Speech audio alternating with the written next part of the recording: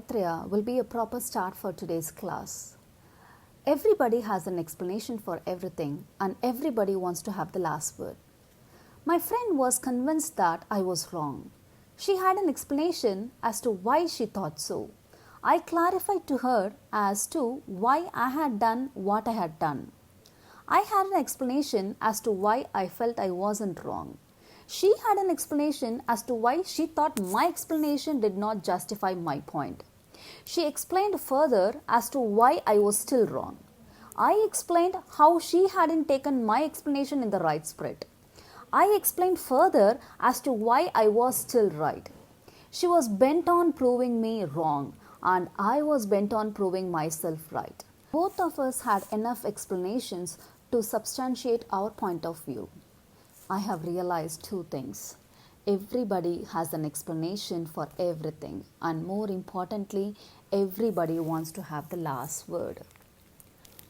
I have told myself that on all the inconsequential issues of life, I was consciously allowed the other person to have the last word and save myself a lot of time, energy, effort, and space.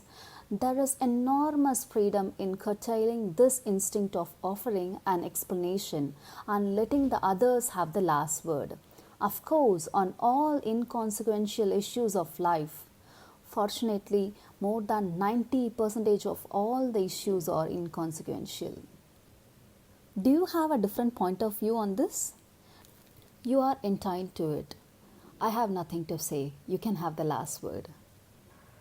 The Proposal is a one-act play, a farce by the Russian short story writer and dramatist Anton Chekhov. It was written in 1888-89. This one-act play is about the tendency of wealthy Russian families or people to seek marriage ties with other wealthy families or people to increase their estates by encouraging marriage that good economic sense. Ivan Lemo comes to seek the hand of Chibukov's 25-year-old daughter Natalia. All three are quarrelsome. They quarrel over petty issues.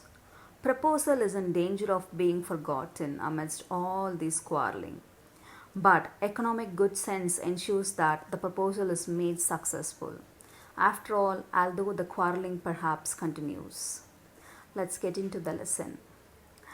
Evan arrives at the home of Chibukov's family. The elderly Stefan assumes that the well-dressed young man has come to borrow money. Instead, Stefan is pleased when Evan asks for his daughter's hand in marriage. Stefan wholeheartedly bestows his blessing, declaring that he already loves him like a son. The old man then leaves to fetch his daughter, assuring the young man that Natalia will graciously accept the proposal. While alone, Evan delivers a soliloquy, explaining his high level of nervousness, as well as a number of physical ailments that have recently plagued his daily life. This monologue sets up everything that unfolds next. Everything is going well when Natalia first enters the room. They chat pleasantly about the weather and agriculture. Evan attempts to bring up the subject of marriage by first stating how he has known her family since childhood. As he touches upon his past, he mentions his family's ownership of Oxen Meadows. Natalia stops the conversation to clarify. She believes that her family has always owned the meadows, and this disagreement ignites a caustic debate, one that sends tempers flaring and Evan's heart palpitating.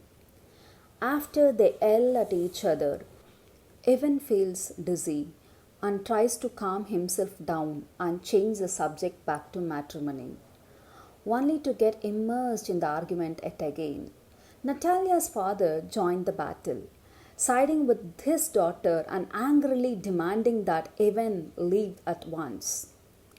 As soon as Evan is gone, Stefan reveals that young man has planned to propose Natalia. Shocked and apparently desperate to be married, Natalia insists that her father bring him back. Once Evan has returned, she tries to bend the subject towards romance. However, instead of discussing marriage, they begin to argue over which of their dogs is the better hound. This seemingly innocuous topic launches into yet another heated argument. Finally, Evan's heart cannot take it anymore and he flops down dead. At least that's what Stefan and Natalia believe for a moment.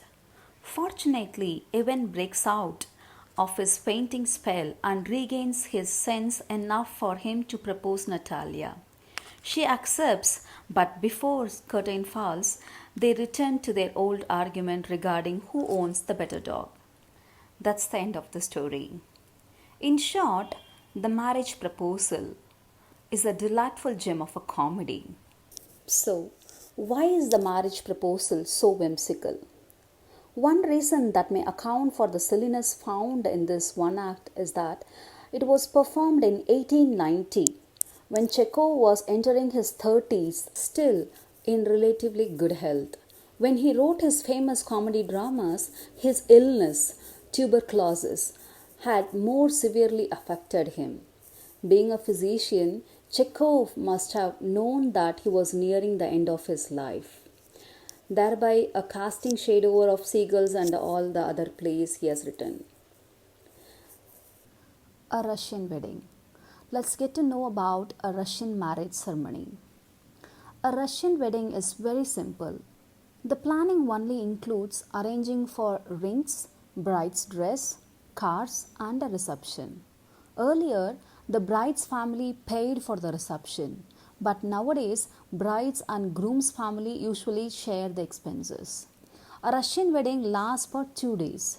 Some weddings last as long as a week, and the occasion becomes something to remember for years. The necessary part of the wedding ceremony is a wedding procession of several cars.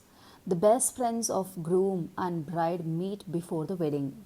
A few times, make posters, make right speeches, and organize contests. When the groom arrives to fetch the bride for registration, he has to fight to get her. Russians usually live in apartments in tall buildings, and the groom has to climb several stairs to reach his bride. But at each landing, he must answer a question to be allowed to go up. The bride's friends ask difficult questions, and the groom must answer with the help of his friends.